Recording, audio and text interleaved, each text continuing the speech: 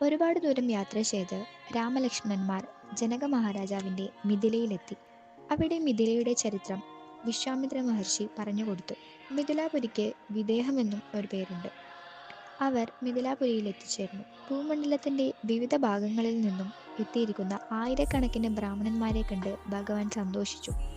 വിശ്വാമിത്ര മഹർഷിയുടെ ആഗമനം അറിഞ്ഞ ജനക മഹാരാജാവ് ഓടിയെത്തി സ്വീകരിക്കുകയും ദൈവങ്ങൾ മനുഷ്യരൂപം ധരിച്ചതുപോലുള്ള ഈ രണ്ട് കുമാരന്മാർ ആരാണെന്ന് ചോദിക്കുകയും ചെയ്തപ്പോൾ ഇവർ ദശരഥപുത്രന്മാരായ രാമലക്ഷ്മണന്മാരാണെന്നും യജ്ഞം മുടങ്ങുന്ന രാക്ഷസന്മാരെ നിഗ്രഹിക്കുന്നതിനായി കൂട്ടിക്കൊണ്ടുവന്നിരിക്കുകയാണെന്നും അങ്ങ് ഇത്രയും കാലം ഭക്തിയോടെ ആരാധിക്കുന്ന വില്ല് കാണുവാനാണ് വന്നിട്ടുള്ളതെന്നും അറിയിച്ചു.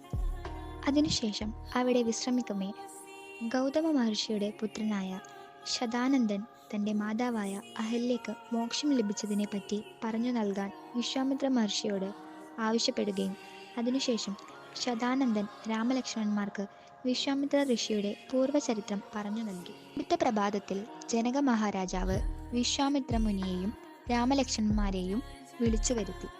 ജനക മഹാരാജാവ് മഹത്തായ ആ വില്ലിൻ്റെ ചരിത്രം വിശദീകരിച്ചു. വില്ലിൻ്റെ വിശേഷങ്ങൾക്ക് ശേഷം അദ്ദേഹം പുത്രിയായ ജാനകിയുടെ വിശേഷങ്ങളിലേക്ക് കടന്നു.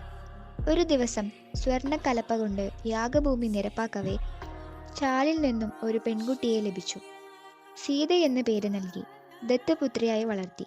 ഭൂമിയുടെ ഗർഭത്തിൽ നിന്നും ഉദ്ഭവിച്ച അസാമാന്യ വ്യക്തിത്വമുള്ള സീതയ്ക്ക് ശൈബചാപം കുലയ്ക്കാൻ കഴിവുള്ള വീരശൂര പരാക്രമിയായ വരനെയാണ് വേണ്ടതെന്ന് തീരുമാനമെടുത്തു.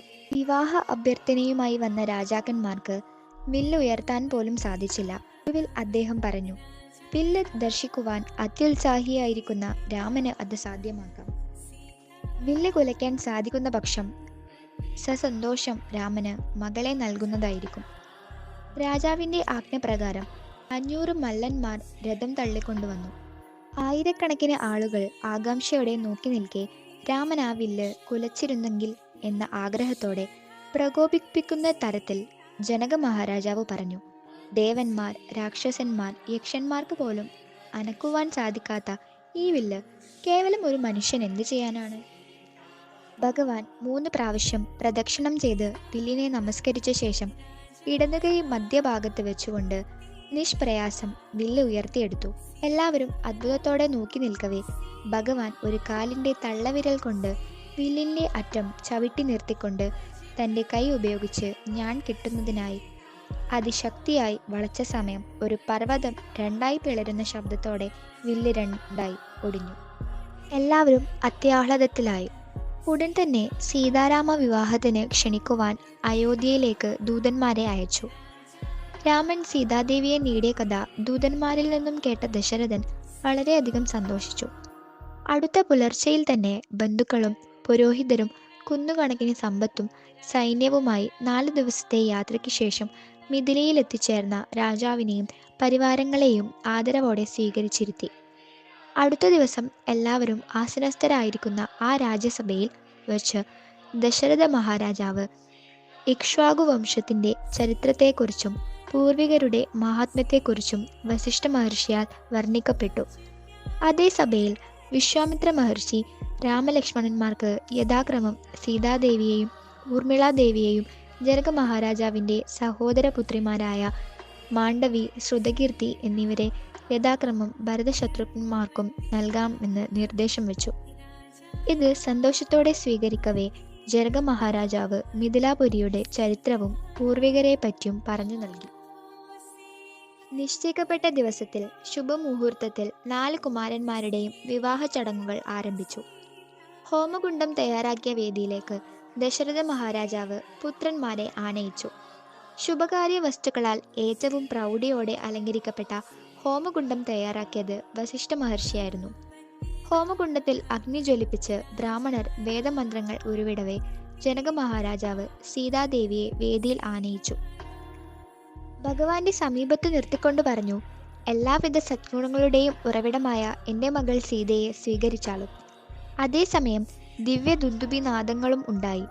ദേവന്മാർ സ്വർഗത്തിൽ നിന്നും പുഷ്പവൃഷ്ടി നടത്തിക്കൊണ്ടിരുന്ന സമയം ജനക മഹാരാജാവ് സീതാദേവിയുടെ കരം പ്രപഞ്ചനാഥന്റെ കരത്തിൽ ചേർത്തു നൽകി. തുടർന്ന് ലക്ഷ്മണസ്വാമിക്ക് ഊർമിളാദേവിയുടെയും ഭരതസ്വാമിക്ക് മാണ്ഡവി ദേവിയുടെയും ശത്രുഘ്നസ്വാമിക്ക് ശ്രുതകീർത്തി ദേവിയുടെയും കരം പിടിച്ചു നൽകപ്പെട്ടു. 4 കുമാരന്മാരും ഭാര്യസമേതരായി ഹോമാഗ്നി വലം വെച്ചു. അനന്തരം ജനക മഹാരാജാവിനെയും മറ്റ് മഹർഷിമാരെയും വന്ദിച്ചു. വിവാഹാഘോഷങ്ങൾക്ക് ശേഷം അടുത്ത ദിവസം പുലർച്ചയിൽ ദശരഥ മഹാരാജാവ് പുത്രന്മാരോടും പുത്രവധുക്കളോടുമൊപ്പം വളരെ സന്തോഷത്തോടെ അയോധ്യയിലേക്ക് മടങ്ങി.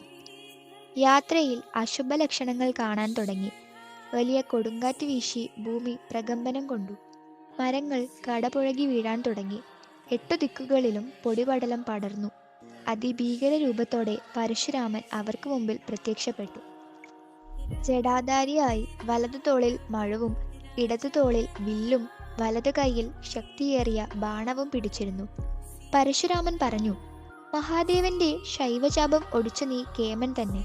സമർത്ഥനെങ്കിൽ ഈ വിഷ്ണുചാപം കയ്യിൽ വാങ്ങി ഞാനുമായി യുദ്ധം ചെയ്യാൻ യോഗ്യതയുണ്ടോ എന്ന് പരീക്ഷിക്കുക. മറുവാക്കായി ഒന്നും പറയാതെ രാമൻ വെല്ലുവിളി സ്വീകരിച്ചുകൊണ്ട് വില്ല് കയ്യിൽ വാങ്ങി.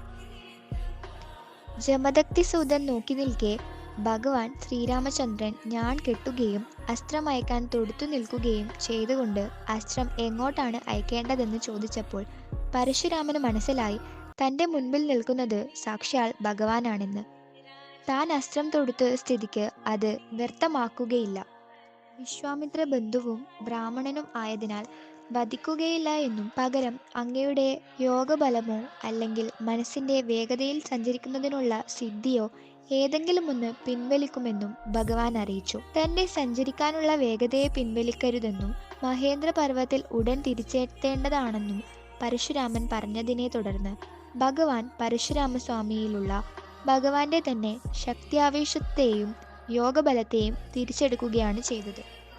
തത്വം: പരശുരാമൻ എന്നത് ഭഗവാന്റെ ശക്തിയാവേശ അവതാരമാണ്. ഒരു ജീവാത്മാവിൽ ഭഗവാന്റെ ശക്തി നിറച്ചിരിക്കുന്നു. എന്നാൽ ഭഗവാൻ ശ്രീരാമചന്ദ്രൻ സ്വയം ഭഗവാൻ തന്നെയാണ്. പരശുരാമൻ ഒരിക്കലും ശ്രീരാമസ്വാമിക്ക് തതുല്യനാകുന്നില്ല. ശ്രീരാമസ്വാമി പരശുരാമസ്വാമിയുടെ ശക്തിയാവേശത്തെ തിരിച്ചെടുത്തതിനാലാണ് ദ്വാപരയുഗത്തിൽ ഭീഷ്മപിതാമഹന് പരശുരാമസ്വാമിയെ തോൽപ്പിക്കാൻ സാധിച്ചത്. 4 രാജാക്കന്മാരും അയോധ്യയിൽ തിരിച്ചെത്തുകയും അവർ പത്നിമാരോടൊപ്പം സന്തോഷത്തോടെ അയോധ്യയിൽ വസിച്ചു. അങ്ങനെയിരിക്കെ ഒരിക്കൽ ഭരതന്റെ അമ്മാവനായ യുധാജിത്ത് അയോധ്യ സന്ദർശിക്കുകയും ഭരതശത്രുഘ്നന്മാരെ കുറച്ചുനാൾ അദ്ദേഹത്തിന്റെ രാജ്യത്തേക്ക് കൂട്ടിക്കൊണ്ടുപോകുകയും ചെയ്തു. അവരുടെ അസാന്നിധ്യത്തിൽ ഭഗവാൻ ശ്രീരാമചന്ദ്രൻ പിതാവിനെയും 3 മാതാക്കളെയും കൂടുതൽ ശ്രദ്ധയോടെ സേവിച്ചു വന്നു. ഭരണപരിപാലനം അത്യന്തം ആത്മാർത്ഥതയോടെയും സത്യസന്ധതയോടെയും നിർവഹിച്ച രാമനെ അയോധ്യാവാസികൾ അകമഴിഞ്ഞ് സ്നേഹിച്ചു.